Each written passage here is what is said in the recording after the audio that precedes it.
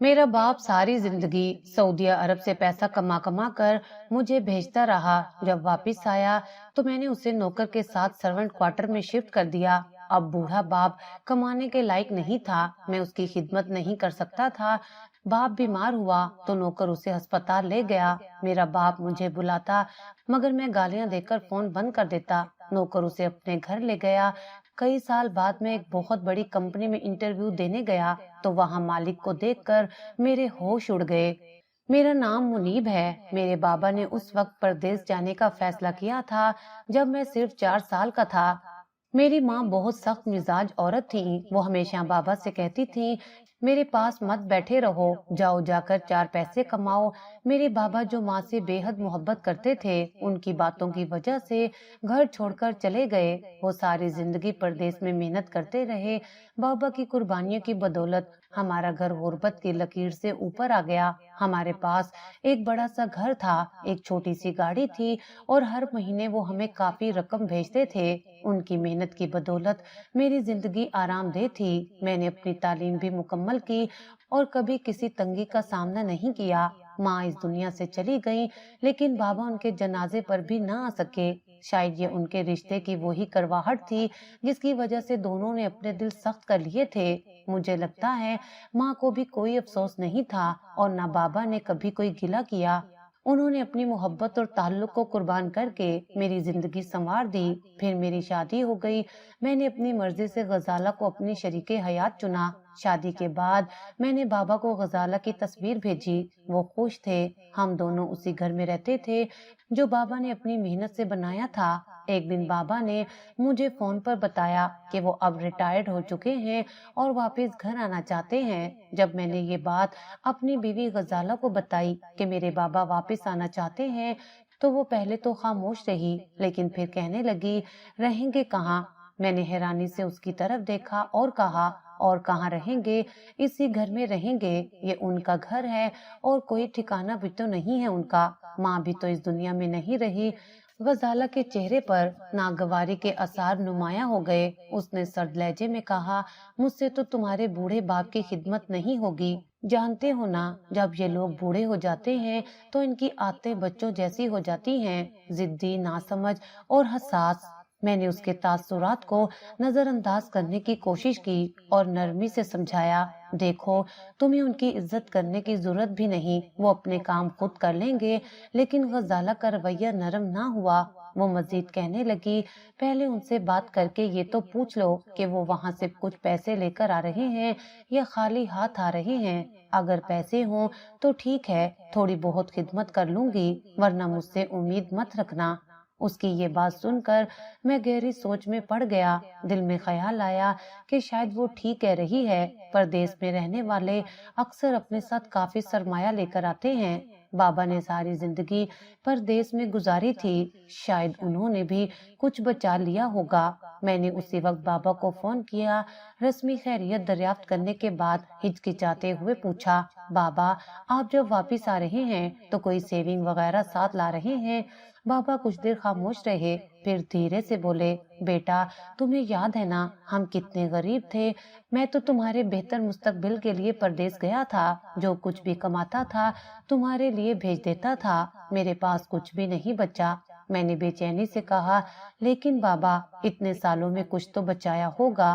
वो हंसने की कोशिश करते हुए बोले, बेटा, बस इतना ही है कि टिकट के पैसे भी उधार लेकर वापिस आ रहा हूँ। यूं समझ लो कि लूटे हुए सिपाही की तरह लौट रहा हूँ।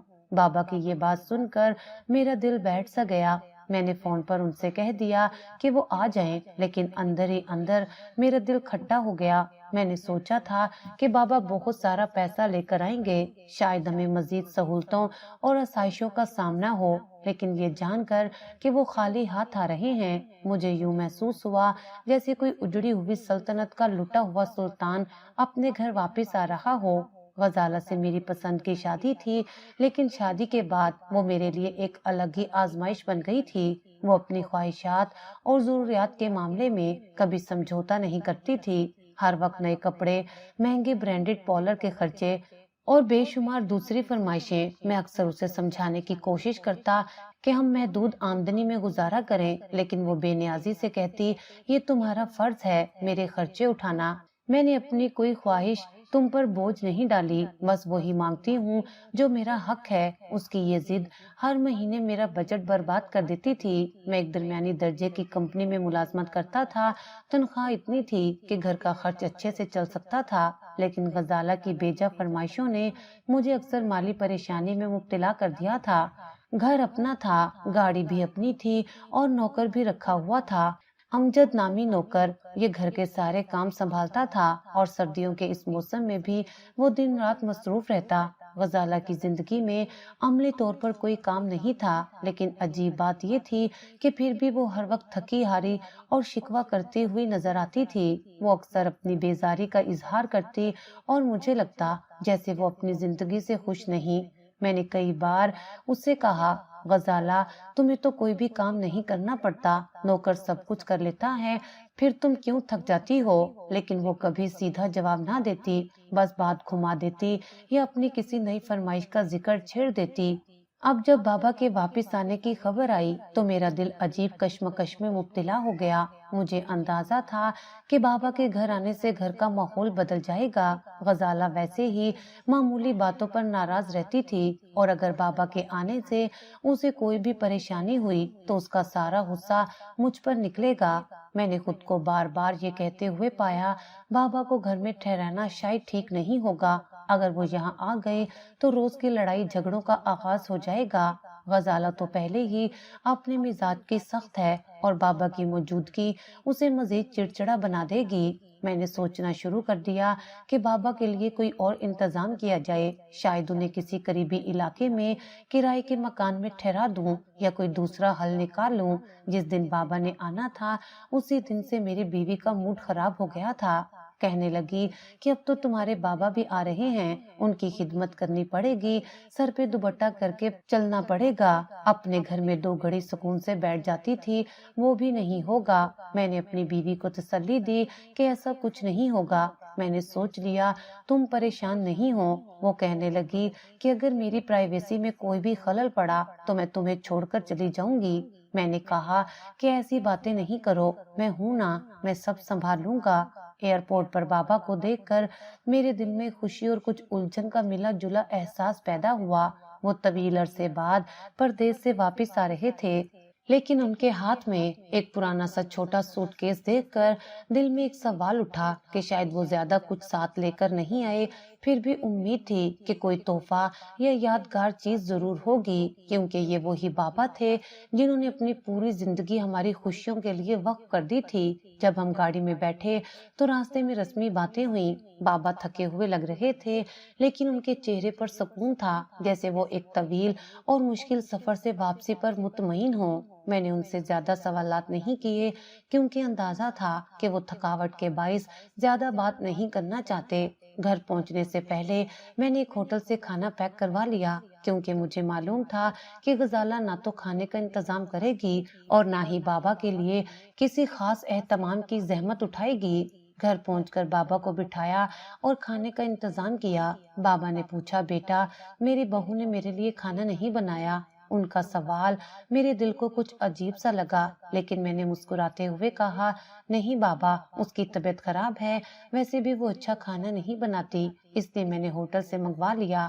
بابا نے سر ہلایا اور کچھ نہیں کہا۔ وہ کھانے میں مصروف ہو گئے، لیکن میں ان کی خاموشی محسوس کر سکتا تھا۔ غزالہ جیسے کہ وہ تھی بابا کو سلام کرنے بھی نہیں آئی۔ جب شام ہوئی تو وہ اپنے کمرے سے نکلی اور سیدھا بابا سے کہنے لگی، آپ تو ہماری شادی میں بھی نہیں تھے، تو کیا اب میری منہ دکھائی کے لیے کچھ لائے ہیں؟ اس کے اس بے تکلف اور سخت رویے نے مجھے حیران کر دیا، لیکن بابا نے خاموشی سے اپنی سونے کی آخری انگوٹھی اتار کر اسے دے دی اور کہا، یہ لو بیٹی، اسے بیچ کر اپنی پسند کی انگوٹھی بنوا لینا۔ غزالہ نے وہ انگوٹھی بغیر کسی جھجک کے پکڑی اور کہا، اچھا یہ کام بھی مجھے کرنا پڑے گا، چلیں ٹھیک ہے، شکریہ کہہ کر وہ واپس اپنے کمرے میں چلی گئی۔ بابا نے مجھے دیکھا اور کہا، بیٹا مجھے میرا کمرہ دکھا دو، میں بڑی دور سے آیا ہوں، تھوڑا آرام کر لوں گا۔ ان کے سوال نے میرے دل میں ایک بے چینی پیدا کی क्योंकि मैं पहले से ही फैसला कर चुका था कि बाबा को अमजद के क्वार्टर में ठहराऊंगा। मैंने झिझकते हुए कहा, बाबा, आप अमजद के साथ क्वार्टर में रहेंगे? बाबा ने हैरानी से कहा, बेटा, ये घर तो बहुत बड़ा लगता है, यहाँ 6-7 कमरे तो होंगे, फिर मेरे लिए कोई कमरा क्यों नहीं? मैंने वजाहत देने की कोशिश की, बाबा, बात ये है कि गजाला आपसे पहले नहीं मिली और वो अपने तरीके से रहती है। अगर आप घर में रहेंगे तो उसे अजीब लगेगा, आपको क्वार्टर में रहने से भी आराम मिलेगा और वहाँ मैं भी आपका ख्याल रख सकूंगा। मैंने ये सब बातें इस नीयत से कही कि मामला किसी तरह संभल जाए, लेकिन मेरा अंदाजा था कि मेरी बातें बाबा को बुरी लग रही होंगी। उनकी खामोशी और नजरों में शिकायत साफ दिखाई दे रही थी, लेकिन वो कुछ नहीं बोले। मैंने उनका सामान उठाया और अमजद के क्वार्टर की तरफ ले गया। ये क्वार्टर एक छोटा सा कमरा था, जहाँ एक तरफ अमजद की चारपाई और चंद पुराने सामान थे। मैंने बाबा के लिए दूसरी चारपाई बिछा दी। बाबा चुपचाप अपने सामान के करीब बैठ गए और कमरे का जायजा लेने लगे। उनकी आंखों में वो चमक नहीं थी जो मैं हमेशा देखता था। वो थके हुए लग रहे थे, शायद जिस्मानी तौर पर भी और जज्बाती तौर पर भी। अमजद ने उनके लिए पानी का गिलास लाकर रखा और कहा, बाबा जी, आप आराम करें, अगर कोई चीज चाहिए हो तो मुझे बता दें। बाबा ने अमजद का शुक्रिया अदा किया, लेकिन उनके चेहरे में एक अजीब सा खालीपन था। वो शायद उस वक्त इस बात को समझने की कोशिश कर रहे थे कि उनके बेटे ने उनके लिए ये इंतजाम क्यों किया। रात को जब मैं अपने कमरे में गया तो गजाला ने तंजिया अंदाज में कहा, क्या हुआ, आपके बाबा को कमरा पसंद आया? मैंने उसे नजरअंदाज करने की कोशिश की, लेकिन वो अपनी बातों से बाज ना आई। मुझे पता था कि आपके बाबा हमारी जिंदगी में मुदाखलत करेंगे। अब देखना, ये हर वक्त कुछ न कुछ मांगते रहेंगे। मैंने खामोश रहना ही बेहतर समझा। वो कहते हैं ना कि एक चुप और सौ सुख। अब मैं अपने बाप की साइड लेता तो फिर मेरी बीवी ने मेरा जीना हराम कर देना था, इसलिए पहले ही सीधी बात सीधे तरीके से कर दी थी। सर्दी की शिद्दत बढ़ रही थी और हीटर के बगैर गुजारा मुश्किल हो चुका था। घर के हर कमरे में हीटर चल रहा था, लेकिन बाबा के लिए मखसूस क्वार्टर में कोई हीटर नहीं था। ये फैसला मेरे और गजाला के दरमियान तय था, क्योंकि हमारा असूल था कि नौकरों को ऐसी इजाफी सहूलतें ना दी जाएं जो बिजली के बिल में इजाफा करें। लेकिन इस बार अमजद, जो कि हमारा नौकर था, कुछ हिचकिचाते हुए मेरे पास आया। अमजद ने नरमी से कहा, साहब, मेरी तो खैर है, मैं सर्दी बर्दाश्त कर लूंगा, लेकिन बड़े साहब के लिए बहुत मुश्किल हो रही है। उनकी उम्र ज्यादा है और ये सर्दी उनके लिए नाकाबिले बर्दाश्त हो सकती है। आप उनके कमरे में हीटर लगा दें तो बेहतर होगा। उसकी बात सुनकर मैं चंद लम्हे खामोश रहा। एक तरफ वो गहराई से मुझे झिंझोड़ रही थी, लेकिन दूसरी तरफ मुझे गजाला के रद्दे अमल का भी अंदाजा था। जब मैंने गजाला से इस बारे में बात की तो उसका रवैया बिल्कुल वैसा ही था जैसा मैंने सोचा था। वो तल्खी से बोली, उनकी सर्दी के लिए तुम क्यों परेशान हो रहे हो? वहाँ कोई हीटर नहीं लगेगा। तुम्हें अंदाजा भी है कि आजकल बिजली के बिल कितने ज्यादा आ रहे हैं। उसके लहजे में सख्ती और बेइतनाई वाजे थी। मैं एक लम्हे के लिए गड़बड़ा गया। मैंने नरमी से कहा, गजाला, वो मेरे बाप हैं, उनकी उम्र ज्यादा है और वो बीमार पड़ सकते हैं। क्या हम कम से कम उनके लिए एक हीटर का इंतजाम नहीं कर सकते? लेकिन वो सुनने के मूड में नहीं थी। तुम्हारे बाप की सर्दी के लिए हम अपने खर्चात क्यों बढ़ाएं? तुम्हें उनके बारे में इतनी फिक्र है तो उन्हें वापस उनके गांव भेज दो। यहाँ रहना है तो उन्हें हमारी तरह जीना होगा। गजाला के इन अल्फाज ने मुझे अंदर तक झंझोड़ कर रख दिया। मैं गुस्से को जब्त करते हुए बोला, गजाला, वो मेरे वालिद हैं और मैं उनकी जिम्मेदारी लेने से पीछे नहीं हट सकता। लेकिन उसकी बातों ने मुझे ये समझा दिया कि इस मामले को बढ़ाने से हमारे घर का सुकून मजीद खराब होगा। बाबा का ख्याल जहन में रखते हुए मैंने अमजद से कहा, किसी तरह रात के वक्त बड़े साहब के लिए गर्म पानी का इंतजाम कर लिया करो ताकि उन्हें ज्यादा सर्दी महसूस ना हो। ये कहना शायद मेरी कोशिश थी कि मैं अपनी जिम्मेदारी किसी हद तक निभा सकूं, लेकिन दिल जानता था कि मैं उनके लिए वो सब नहीं कर रहा जो उन्हें चाहिए था। मुझे खुद पर शर्मिंदगी महसूस हो रही थी। बाबा क्वार्टर में सर्दी की शिद्दत बर्दाश्त करते रहे और मैं रोजाना खुद को तसल्ली देने की कोशिश करता रहा कि जो मैं कर रहा हूँ वो ठीक है। लेकिन हकीकत ये थी कि हर बार उनकी नजर मुझ पर पड़ती तो मुझे अपनी नाकामी और कमजोरी का एहसास होता। उनकी आंखों में वो दर्द वाजे था जो मेरे फैसले की वजह से पैदा हुआ था। میں نے محسوس کیا کہ ان کے ساتھ کیا جانے والا یہ سلوک نہ صرف انہیں بلکہ مجھے بھی اندر سے کھوکھلا کر رہا تھا۔ یہ سردی صرف موسم کی نہیں تھی بلکہ یہ دلوں میں بڑھتی ہوئی دوری کی بھی ایک شکل تھی جس نے مجھے اور بابا کو ایک عجیب سی خاموشی میں جکڑ رکھا تھا۔ میرے دل میں پہلے بابا کے لیے تھوڑی بہت فکر ضرور تھی، لیکن غزالہ نے میرے کان اس طرح سے بھرنے شروع کیے کہ میں رفتہ رفتہ بدلنے لگا۔ وہ بار بار کہتی، تمہارے بابا نے تمہیں چھوڑ دیا تھا، ایک چھوٹے سے بچے کو اس وقت انہیں احساس کیوں نہیں ہوا تھا؟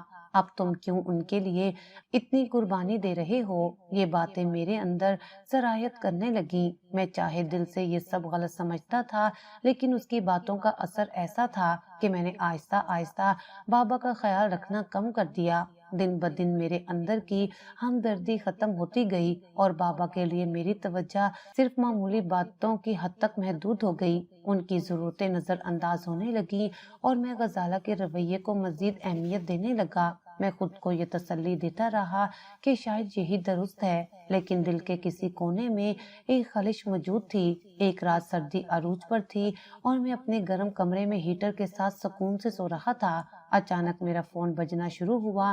پہلے تو میں نے توجہ نہ دی، لیکن بار بار بجنے کی وجہ سے میری نیند متاثر ہوئی۔ میں نے آنکھ کھول کر دیکھا تو معلوم ہوا کہ امجد مسلسل کال کر رہا ہے، لیکن سردی اور نیند کے مارے میں نے فون اٹھانے کی زحمت نہ کی اور دوبارہ کروٹ لے کر سو گیا۔ دل میں سوچا کہ شاید کوئی معمولی بات ہوگی، صبح دیکھ لوں گا۔ صبح کے وقت جب میں بیدار ہوا تو دیکھا کہ امجد کی کئی مس کالز آ چکی تھی۔ ایک عجیب سی بے چینی محسوس ہوئی، لیکن میں نے خود کو یقین دلایا کہ شاید کوئی چھوٹا مسئلہ ہوگا۔ جب میں نے موبائل پر موجود پیغامات دیکھے تو کوئی پیغام بھی موجود نہیں تھا۔ یہ بات مزید تشویش کا باعث بنی۔ میں جلدی سے باہر نکلا اور سیدھا کوارٹر کی طرف گیا۔ وہاں پہنچا تو منظر نے مجھے چونکا دیا۔ کوارٹر خالی تھا، نہ بابا وہاں تھے نہ امجد۔ میرے دل میں کئی سوالات ابھرنے لگے۔ میں نے فوراً امجد کو کال کی۔ کافی دیر بعد کال ملی تو وہ بولا، صاحب رات کو بڑے صاحب کی طبیعت بہت خراب ہو گئی تھی، ان کی حالت ایسی نہیں تھی کہ انتظار کیا جا سکے۔ میں نے انہیں ہسپتال لے جانا مناسب سمجھا۔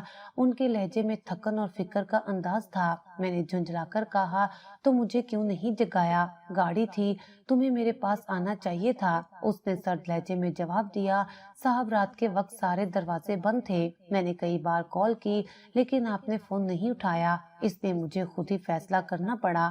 میں نے غصے میں کہا، اب کہاں ہو؟ کیا ہسپتال میں ہو؟ امجد نے مختصر جواب دیا، نہیں صاحب، میں ہسپتال سے گاؤں جا رہا ہوں۔ بڑے صاحب نے کہا تھا کہ وہ اب یہاں نہیں رہنا چاہتے، ان کی طبیعت بہت خراب ہے اور وہ آرام سے اپنے گاؤں جانا چاہتے ہیں۔ امجد کی بات سن کر میں حیران رہ گیا۔ میں نے تلخی سے کہا، تمہارے دماغ میں یہ بات کیسے آئی کہ تم میرے باپ کو لے کر گاؤں جا سکتے ہو؟ لیکن اس نے جواب دینے کی بجائے فون کاٹ دیا۔ دوبارہ کال کرنے پر اس کا نمبر بند ملا۔ مجھے غصہ تو بہت آیا، میں صرف کال ہی ملا سکتا تھا کیونکہ مجھے پتہ نہیں تھا امجد اس وقت کون سے گاؤں میں تھا۔ مجھے تو اس کے گاؤں کا نام بھی نہیں پتا تھا۔ وہ بس کبھی کبھی چھٹی لینے آتا تو کہتا کہ مجھے میرے گاؤں جانا ہے۔ جب میں نے غزالہ کو یہ بات بتائی کہ امجد بابا کو ہسپتال لے گیا تھا اور پھر انہیں گاؤں چھوڑ کر خود بھی واپس نہیں آیا تو میرے لہجے میں غصہ اور شکایت واضح تھی۔ میں نے اپنی بات میں یہ تاثر دینے کی کوشش کی کہ امجد نے غلط کیا اور یہ فیصلہ اسے خود نہیں کرنا چاہیے تھا، لیکن غزالہ کا رد عمل میرے اندازے سے بالکل مختلف تھا۔ وہ کہنے لگی، اچھا ہی کیا اس نے، یوں سمجھو کہ امجد نے ہم پر بہت بڑا احسان کیا ہے۔ ویسے بھی تمہارے باپ کے پاس کچھ تھا ہی نہیں، نہ کوئی پیسہ نہ کوئی سرمایہ۔ ابھی تو ٹھیک ٹھاک تھے، لیکن کل کو بیمار پڑ جاتے تو ہسپتال کے خرچ کون اٹھاتا؟ پتا ہے آج کل ہسپتال والے کتنے پیسے لیتے ہیں؟ اس کے لہجے میں نہ کوئی ہمدردی تھی نہ ہی کوئی تعصف۔ وہ بات کو ایسے بیان کر رہی تھی جیسے بابا کا جانا کوئی خوشخبری ہو۔ غزالہ نے مزید کہا، یہ تو اچھا ہوا کہ امجد انہیں ساتھ لے گیا، ویسے بھی میں امجد کو نکالنے والی تھی، وہ ٹھیک سے کام نہیں کرتا تھا۔ اور کئی بار میں نے تم سے بھی شکایت کی تھی، لیکن تم نے کبھی دھیان نہیں دیا۔ اب یوں سمجھو کہ ایک ساتھ دو مصیبتیں ٹل گئیں۔ غزالہ کی باتیں میرے دل پر عجیب اثر کر رہی تھی۔ ایک طرف میں محسوس کر رہا تھا کہ شاید وہ ٹھیک کہہ رہی ہے، بابا کے ساتھ رہنے سے واقعی خرچوں میں اضافہ ہو رہا تھا اور ان کی دیکھ بھال کرنا میرے لیے مشکل ہوتا جا رہا تھا۔ دوسری طرف کہیں نہ کہیں میرے اندر ایک خلش بھی تھی، لیکن غزالہ کے مضبوط لہجے اور دلائل نے میرے جذبات کو دبانے پر مجبور کر دیا۔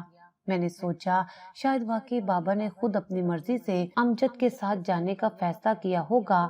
اگر انہیں کچھ پریشانی تھی تو وہ مجھ سے بات کر سکتے تھے۔ آخر میں نے انہیں گھر سے نکالا تو نہیں تھا، وہ تو خود گئے تھے، پھر میں کیوں ان کے لیے خود کو قصوروار سمجھوں؟ غزالہ کی باتوں نے میرے اندر کے شک و شبہات کو ختم کر دیا۔ اب میں نے خود کو قائل کر لیا کہ بابا کا یہاں سے جانا ہی بہتر تھا۔ اگر وہ یہاں رہتے تو شاید مزید مسائل پیدا ہوتے، خرچے بڑھ جاتے اور غزالہ کے ساتھ میرے تعلقات بھی متاثر ہو سکتے تھے۔ اب غصہ مجھے اپنے باپ پر آنے لگا۔ میں سوچنے لگا کہ اگر انہیں کوئی مسئلہ تھا تو مجھے بتاتے۔ کیا وہ اپنے بیٹے پر اتنا بھی اعتماد نہیں کر سکتے تھے کہ اپنی بات شیئر کر سکیں؟ اور اگر وہ خود اپنی مرضی سے گئے تھے تو اب جہاں مرضی جائیں، مجھے کوئی فرق نہیں پڑتا۔ میں نے انہیں گھر سے نہیں نکالا تھا اور یہی بات میرے دل کو تسلی دے رہی تھی۔ غزالہ نے اپنی بات ختم کرتے ہوئے کہا، دیکھو تمہیں ان کے بارے میں اب زیادہ سوچنے کی ضرورت نہیں ہے۔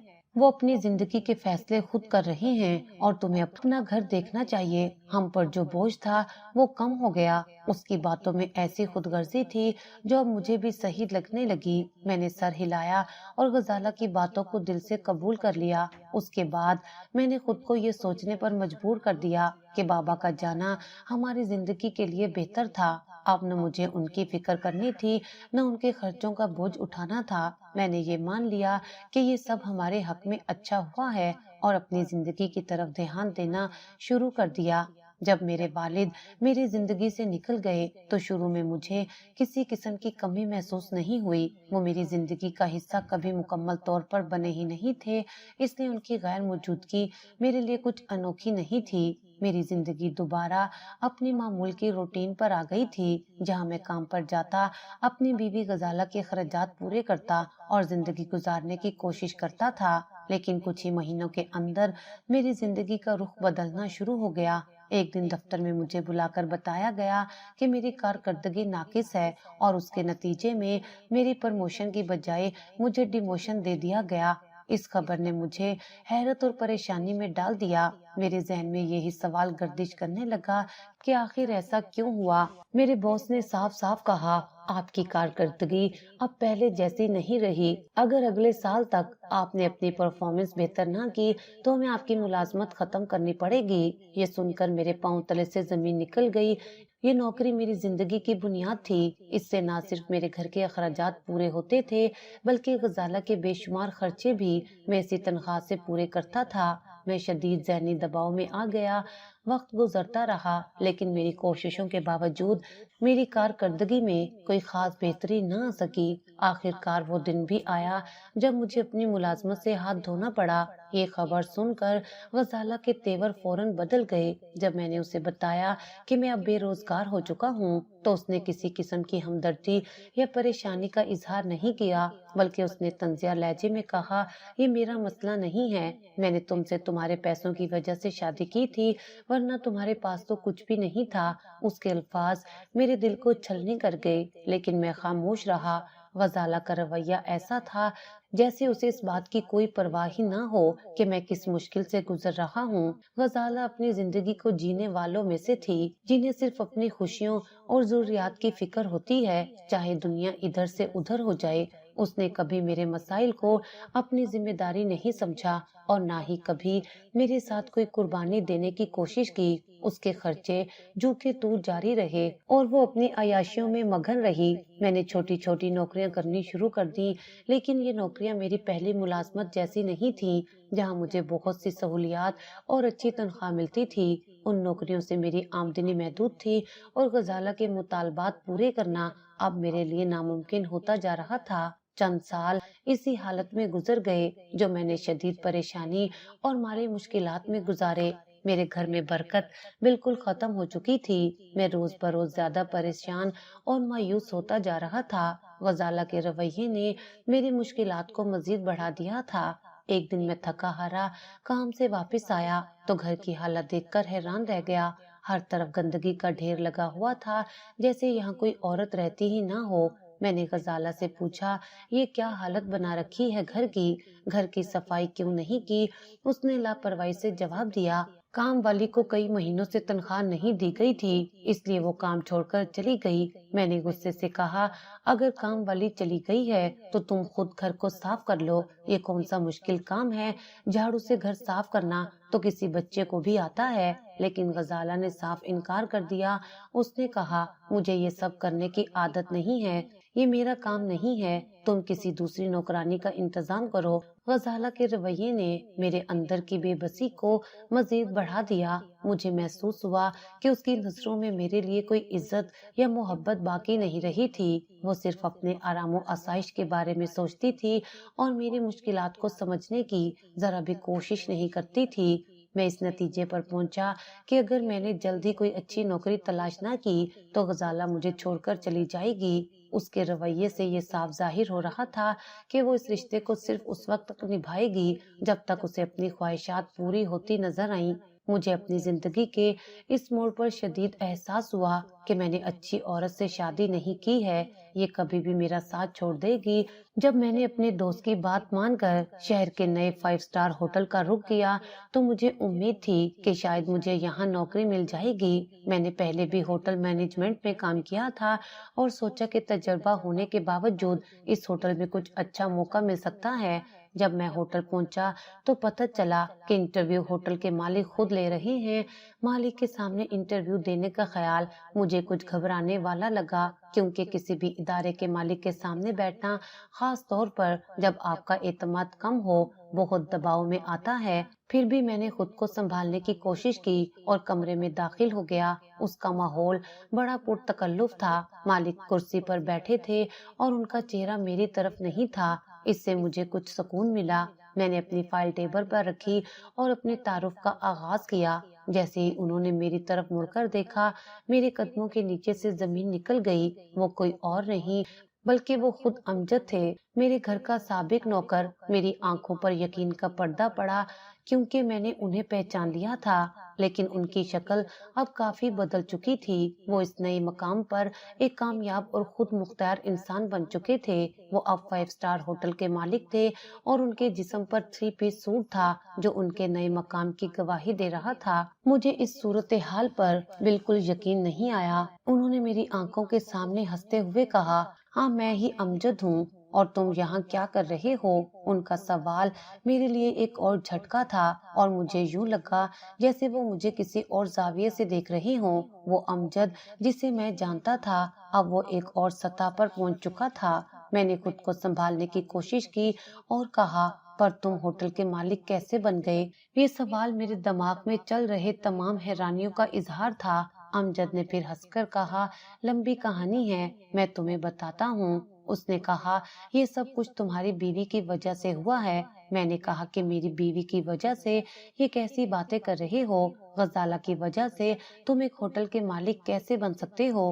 اس نے کہا کہ اسی کی وجہ سے ہوا ہے، کیونکہ وہی تھی جو تمہارے باپ کے ساتھ برا رویہ کرتی تھی، اور اسی کی وجہ سے میں تمہارے باپ کو وہاں سے لے کر نکل گیا تھا۔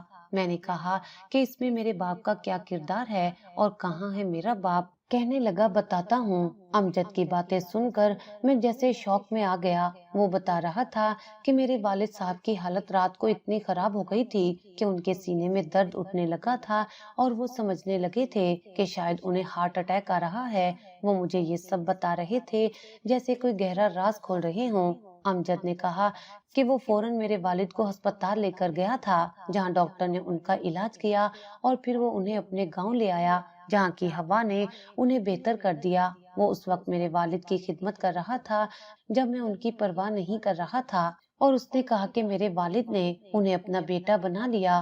امجد نے کہا کہ وہ ان کے ساتھ اتنے قریب ہو گیا تھا کہ میرے والد نے اپنا سب کچھ، حتیٰ کہ وہ ہوٹل بھی جو میں نے کبھی سنا بھی نہیں تھا، ان کے نام کر دیا۔ وہ بتا رہا تھا کہ یہ سب کچھ اب اس کا ہے اور میں ایک پل کے لیے بھی یقین کرنے کو تیار نہیں تھا۔ میری آنکھوں میں غصہ تھا، دل میں ایک غم کی لہر تھی اور دماغ میں ایک دھند سی چھا گئی تھی۔ دغاباز امجد، تجھے شرم نہیں آتی؟ میں نے غصے سے کہا، یہ سب کچھ میرا ہے، میرے باپ کا ہے، اور تو یہاں پر مالک بنا بیٹھا ہے۔ میرے اندر کی بھڑکتی ہوئی آگ میں ایک نیا غصہ پیدا ہو رہا تھا اور میں بس یہی سوچ رہا تھا کہ کیوں امجد نے مجھے نہیں بتایا، کیوں میرے والد نے مجھے بتانا ضروری نہ سمجھا۔ تیرا کام تھا مجھے آ کر بتاتا، لیکن تو نمک حرام نکلا۔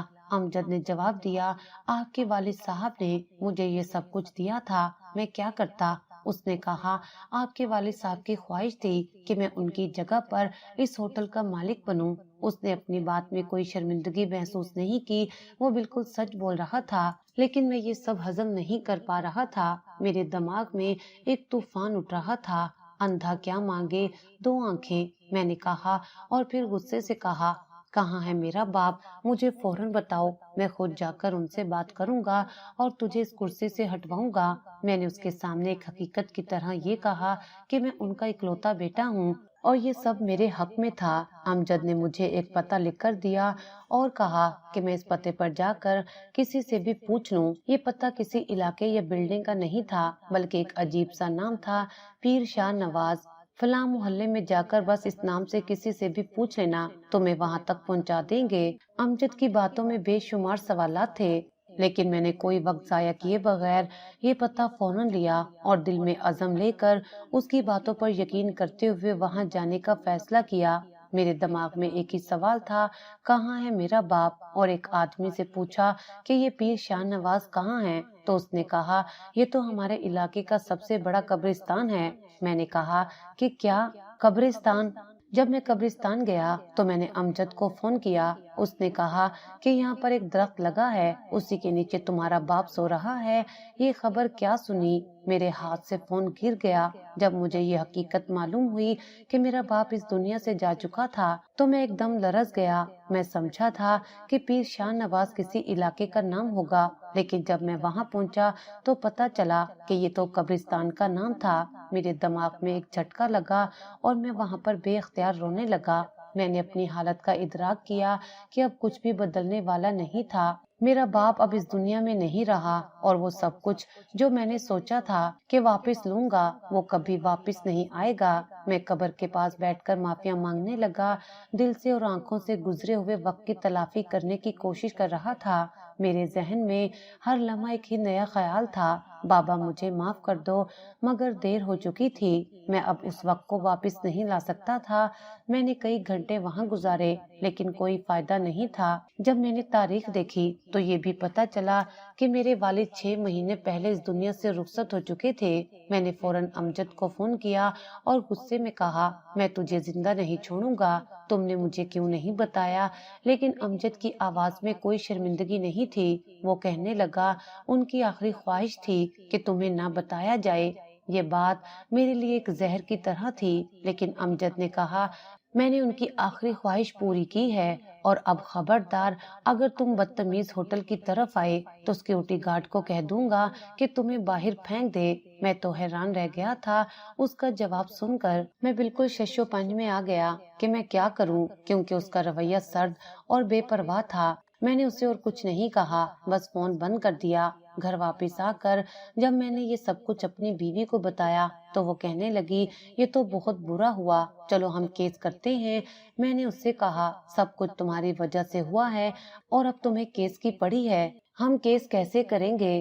سب کچھ تو امجد کے نام ہو چکا ہے اور اب میرا باپ بھی اس دنیا میں نہیں ہے۔ میری باتوں میں غصہ اور دکھ تھا، کیونکہ میری بیوی بھی اس وقت میری پریشانی کا حصہ تھی، لیکن اس نے ابھی تک اس بات کو سمجھا نہیں تھا کہ اس سب کا سبب دراصل ہمارے تعلقات میں آنے والی دراڑیں اور غم تھے۔ غزالہ کا رد عمل میرے لیے ایک اور جھٹکا تھا۔ اس نے مجھ پر الزامات کی بوچھاڑ کر دی اور میں چپ رہ کر ساری باتیں سنتا رہا۔ وہ کہنے لگی، تم کوئی چھوٹے بچے ہو، تم نے کبھی یہ نہیں سوچا کہ تمہارے والد نے اتنے سال باہر گزارے ہیں تو وہ کچھ نہ کچھ تو جمع کر کے آیا ہوگا، تمہیں ہی سمجھنا چاہیے تھا کہ وہ کہیں نہ کہیں کچھ چھوڑ کے گیا ہے۔ اس کی باتوں میں ایک ایسا طنز تھا جو میرے دل میں چبھتا چلا گیا۔ غزالہ نے کہا، میں نے تمہیں کہا تھا کہ ہمیں اس کی خوشامد کر لینی چاہیے، لیکن تم نے میری بات نہیں مانی۔ میرے دماغ میں کچھ تھا ہی نہیں، بس خود کو اور مجھے بے وقوف سمجھا تھا۔ جب اس نے یہ کہا تو میرا دماغ غصے سے ابل پڑا، میری برداشت کی حد ختم ہو گئی۔ میں نے اس لڑائی کو مزید بڑھا دیا اور اس نے جو کچھ کہا تھا اس کا جواب دیا۔ تو کیا تم نے سب کچھ ٹھیک کیا تھا؟ تمہاری خوشامد کی ضرورت تھی، میں نے غصے میں آ کر کہا۔ کیا تم نے کبھی یہ سوچا کہ وہ میرے والد تھے؟ تمہاری باتوں سے زیادہ تکلیف دہ کچھ اور نہیں ہو سکتا تھا۔ ہماری لڑائی اتنی بڑھ گئی کہ وہ غصے میں میرے سامنے سے چلی گئی۔ مجھے بالکل کوئی پرواہ نہیں تھی، کیونکہ میں نے پہلے ہی فیصلہ کر لیا تھا کہ اب میں اس کا پیچھا نہیں کروں گا۔ غزالہ نے ہمیشہ اپنے مفادات کو مقدم رکھا اور آج بھی وہ یہی کر رہی تھی۔ اب میں سمجھ گیا تھا کہ میری زندگی میں جو بھی مشکلات آئیں وہ میری ذمہ داری ہیں اور کسی کے ساتھ اس کا موازنہ کرنا بے سود تھا۔ میں نے ایک وکیل سے مشورہ کیا جو میرے لیے آخری امید تھی۔ وکیل نے میری حالت دیکھ کر کہا، کچھ نہیں ہو سکتا، تمہارے والد صاحب نے خود اپنی جائیداد اور سب کچھ اس کے نام کر دیا تھا، اب وہ کبھی بھی یہ ساری چیزیں تمہیں واپس نہیں کرے گا۔ اس نے مزید کہا کہ قانونی طور پر میں کچھ نہیں کر سکتا اور یہ میرے لیے ایک انتہائی مایوس کن بات تھی۔ اب میں یہ سوچ رہا تھا کہ میری زندگی میں اس سب کا کیا مقصد تھا؟ کیا میں نے واقعی اپنے والد کے ساتھ اتنا برا سلوک کیا تھا؟ میں نے اسے نوکر کے ساتھ کمرے میں جگہ دی تھی اور اس کے ساتھ بھی وہ سب کیا جو انسان کو اپنے والد کے ساتھ نہیں کرنا چاہیے تھا۔ میں نے اپنی ساری غلطیوں کا جائزہ لیا اور دل میں ندامت کی ایک لہر اٹھی۔ اب مجھے یہ سمجھ میں آیا کہ میں نے اپنے والد کا کتنا حق مروڑا تھا۔ اس سے زیادہ برا اور کیا ہو سکتا تھا؟ اس کا اعتماد میں نے توڑا تھا اور جب وہ مجھ سے رشتہ دوبارہ جوڑنا چاہتا تھا تو میں نے اسے مکمل طور پر نظر انداز کر دیا۔ اس کے بعد جو کچھ بھی ہوا وہ میرے کیے کا نتیجہ تھا۔ امجد نے سب کا فائدہ اٹھایا اور میرا والد اس کی باتوں میں آ کر میرے ساتھ اچھا سلوک کرنے کی بجائے اس کے ساتھ چلا گیا۔ میں نے اپنے آپ سے سوال کیا، کیا یہ سب کچھ واقعی میرے ساتھ ہو رہا ہے؟ اور پھر ذہن میں ایک سوال آیا، کیا اب بھی کچھ ہو سکتا ہے؟ لیکن جب وکیل کی بات سنی تو مجھے سمجھ آیا کہ اب کچھ بھی واپس نہیں آ سکتا۔ میرے والد کی زندگی کا حصہ اب کسی اور کے پاس تھا اور میں صرف اپنی غلطیوں کے نتیجے میں ساری چیزیں کھو چکا تھا۔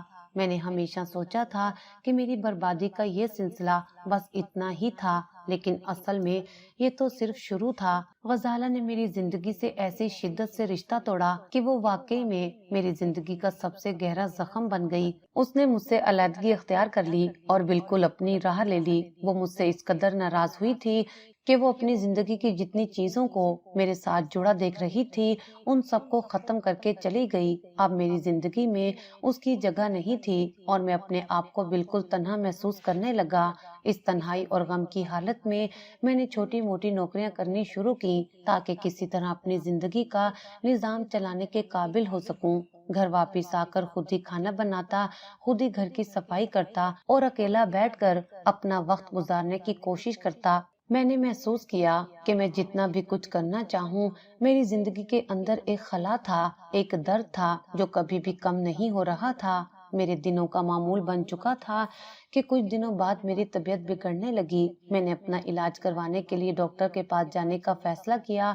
ڈاکٹر نے مجھے چیک کیا اور کہا، آپ کو معدے کا السر ہو گیا ہے، جس کی وجہ سے آپ کی زندگی میں اور بھی مشکلات آ سکتی ہیں۔ یہ خبر میرے لیے ایک اور جھٹکا تھی اور میں نے سوچا کہ شاید زندگی میرے ساتھ کچھ زیادہ ہی سخت ہو رہی ہے۔ ان سب چیزوں کے بعد مجھے یہ سمجھنے میں وقت لگا کہ جب آپ اپنے والدین کا دل دکھاتے ہیں تو وہ صرف آپ کی زندگی کو برباد نہیں کرتے بلکہ ان کی سزا بہت زیادہ گہری ہوتی ہے۔ ماں کا دل دکھانا واقعی بڑی سزا لاتا ہے، لیکن باپ کا دل دکھانے کا نقصان کہیں زیادہ بڑا اور گہرا ہوتا ہے۔ باپ کا رتبہ نہ صرف اس کے خاندان میں بلکہ اس کی پوری زندگی میں بہت بڑا ہوتا ہے۔ جب آپ اپنے باپ کا دل دکھاتے ہیں تو وہ نقصان آپ کو پوری زندگی کے تجربے اور عبرت میں بدل کر واپس ملتا ہے۔ میرے لیے اس کا مطلب یہ تھا کہ باپ کی عزت اور محبت کی قدر کرنا ضروری ہے، کیونکہ وہ آپ کی زندگی کی بنیاد ہوتے ہیں اور جب آپ ان کی عزت سے انکار کرتے ہیں تو پھر آپ اس کی بھرپائی کبھی نہیں کر سکتے۔ میں نے اپنے والد کا دل دکھایا تھا اور آج میں اس کی قیمت ادا کر رہا تھا۔ میرے لیے یہ وقت واقعی ایک امتحان بن چکا تھا۔ میری حالت اتنی بری ہو گئی تھی کہ نہ صرف زندگی کا نظام چلانا مشکل ہو رہا تھا بلکہ نوکری بھی نہیں مل رہی تھی۔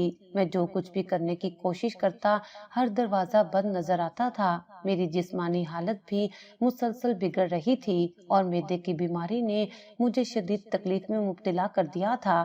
یہی وقت تھا جب وہی امجد جسے میں نے ایک نوکر سمجھا تھا میری مدد کے لیے آگے آیا۔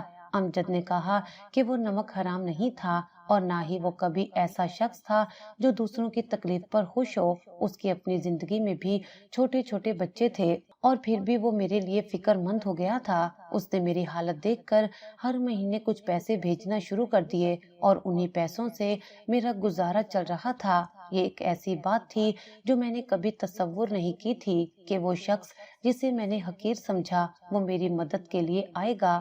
ڈاکٹر کا کہنا تھا کہ مجھے شاید بہت بڑی سرجری کروانی پڑے جس سے میرے معدے کو تبدیل کرنا پڑے گا۔ یہ ایک سنگین اور پیچیدہ عمل تھا اور میں مسلسل پریشانی میں مبتلا تھا کہ یہ سب کچھ کب ختم ہوگا اور کیا مجھے اس تکلیف سے نجات ملے گی یا نہیں۔ میری زندگی کا ہر دن ایک نئے خوف کے ساتھ گزرتا تھا اور مجھے یہ سمجھنے میں وقت لگا کہ جب انسان اپنی تقدیر کو نظر انداز کرتا ہے اور دوسروں کے ساتھ ناانصافی کرتا ہے تو آخرکار وہ خود اس کا خمیازہ بھگتتا ہے۔ اس دوران امجد کی مدد نے مجھے جینے کی ایک وجہ دی۔ وہ جو میری مدد کر رہا تھا وہ مجھے اس بات کا احساس دلا رہا تھا کہ زندگی میں کچھ لوگ ہوتے ہیں کہ آپ کی امید سے زیادہ کچھ کرتے ہیں اور میں نے اس کا شکریہ ادا کیا، لیکن ساتھ ہی ساتھ یہ بھی سوچا کہ میں نے کس طرح اپنے والد کا دل دکھایا تھا اور اب اس کی قیمت ادا کر رہا تھا۔ عظمت اور انسانیت کا مطلب صرف بڑی کامیابیاں اور مال و دولت حاصل کرنا نہیں ہے۔ ایک انسان کی اصل عظمت اس کے کردار میں چھپی ہوتی ہے، خاص طور پر اس کے اپنے والدین کے ساتھ سلوک میں۔ جب ایک شخص اپنے والدین کا دل دکھاتا ہے یا انہیں بے بس چھوڑ دیتا ہے تو وہ نہ صرف اپنے لیے بلکہ اپنے خاندان کے لیے بھی ایک تباہ کن راہ چنتا ہے۔ والدین کا دل دکھانا، خاص طور پر جب وہ بڑھاپے میں پہنچ چکے ہوں، ایک بہت بڑی غلطی ہے جس کا اثر انسان کی زندگی پر گہرا پڑتا ہے۔ میرے ساتھ جو ہوا اس نے میری زندگی کو ایک نیا رخ دیا۔ جب میں نے اپنے والد کا دل دکھایا، ان کی عزت نہیں کی اور ان کے ساتھ وہ سلوک کیا جس کا وہ حق نہیں رکھتے تھے، تب میں نے جو کچھ کھویا وہ مجھے سمجھنے میں وقت لگا۔ میرے لیے یہ حقیقت تب کھلی جب میں نے خود کو بربادی کی دہلیز پر کھڑا پایا۔ غصہ، غرور اور خود غرضی کی وجہ سے میں نے اپنے والد کے ساتھ تعلقات میں درار ڈال دی۔ مجھے نہیں پتا تھا کہ اس کا خمیازہ اتنا بھاری ہوگا۔ جب میرے والد نے مجھے اس ہوٹل کو میرے نام کیا، میں نے ان کی قربانیوں اور محبتوں کو سچ میں نہیں سمجھا۔ میں نے ان کے احسانات کو نہ صرف نظر انداز کیا بلکہ انہیں ان کے حق سے بھی محروم کر دیا۔ اس بات کو سمجھنا اب میرے لیے بہت دیر ہو چکا تھا۔ انسان جب تک خود کے تجربات سے نہیں گزرتا تب تک وہ نہیں سمجھتا کہ اس کے کیے گئے فیصلوں کا کیا اثر پڑتا ہے۔ بڑھاپے میں والدین کو اس کے سہارے کی ضرورت ہوتی ہے جو ہم بچوں کو ان کی زندگی کے اس حصے میں فراہم کرنا چاہیے، لیکن کچھ لوگ اپنی دنیا میں اتنے مگن ہو جاتے ہیں کہ وہ اپنے والدین کی اہمیت کو بھول جاتے ہیں۔ ان کا خیال رکھنا ایک فریضہ سمجھنے کی بجائے ایک بوجھ محسوس کرنے لگتے ہیں۔ یہ وہ لوگ ہیں جو بڑھاپے میں اپنے والدین کا سہارا نہیں بنتے اور پھر نتیجہ یہ ہوتا ہے کہ انہیں وہ سزا ملتی ہے جو شاید اس وقت تو وہ فوراً دکھائی نہیں دیتی لیکن وہ ایک دن ضرور نظر آتی ہے۔ میرے ساتھ جو کچھ ہوا اس نے مجھے یہ سکھایا کہ انسان جب تک اپنے والدین کی قدر نہیں کرتا تب تک اسے سکون نہیں ملتا۔ میرا باپ وہ شخص تھا جس نے میری زندگی کی بنیاد رکھی، جس نے میری غلطیوں کو ہمیشہ برداشت کیا اور جو میری کامیابیوں میں میرا سب سے بڑا حامی تھا، لیکن میں نے اسے وہ عزت نہیں دی جس کا وہ حقدار تھا۔ اور جب وہ چلا گیا تب مجھے احساس ہوا کہ جو کچھ مجھے ملنا تھا وہ اب کبھی واپس نہیں آئے گا۔ ان لوگوں کے لیے جو اپنے والدین کا سہارا نہیں بنتے، میں یہ کہوں گا کہ وہ شاید اس وقت خوشی کا سامنا کرتے ہیں لیکن ان کی زندگی میں ایک خلا رہ جائے گا جس کو کوئی پور نہیں کرے گا۔ جب والدین کا دل دکھایا جاتا ہے تو ایک دن ایسا آتا ہے جب ان کے جانے کے بعد ہم خود کو تنہائی میں محسوس کرتے ہیں۔ وہ دروازے بند ہو جاتے ہیں جو کبھی ہمارے والدین نے ہمارے لیے کھولے تھے اور پھر ہم اس خلا کو بھرنے کی کوشش کرتے ہیں کہ وقت کبھی واپس نہیں آتا۔ میں خود بھی اس راستے پر چل چکا ہوں اور اب یہ میری زندگی کا سبق ہے۔ اگر آپ چاہتے ہیں کہ آپ کی زندگی میں سکون ہو، اگر آپ چاہتے ہیں کہ آپ کا دل کبھی نہ ٹوٹے، تو آپ کو اپنے والدین کے ساتھ ہمیشہ عزت اور محبت کا سلوک کرنا چاہیے۔ بڑھاپے میں جب وہ آپ کی مدد کے محتاج ہوں تو آپ کا فرض ہے کہ آپ ان کے ساتھ کھڑے ہوں، ان کی ضرورتوں کا خیال رکھیں اور انہیں اپنے ساتھ کا احساس دلائیں۔ اگر آپ نے کبھی اپنے والدین کا دل دکھایا ہے تو یاد رکھیں کہ آپ کے لیے وہ سبق ابھی باقی ہے اور آپ کو اپنی غلطیوں کا اعتراف کرنا ہوگا تاکہ آپ کی زندگی میں دوبارہ سکون آئے۔ مجھے یہ سب کچھ سیکھنے میں دیر ہو گئی، لیکن میں چاہتا ہوں کہ آپ جو ابھی بھی اپنے والدین کے ساتھ وہ سلوک کر رہے ہیں جو میں نے کیا، تو اپنی روش بدل لیں، کیونکہ آخر کار یہی وہ وقت ہوتا ہے جب انسان اپنی غلطیوں کا حساب لیتا ہے، اور جب تک انسان اپنی غلطیوں کو تسلیم نہیں کرتا وہ سکون نہیں پاتا۔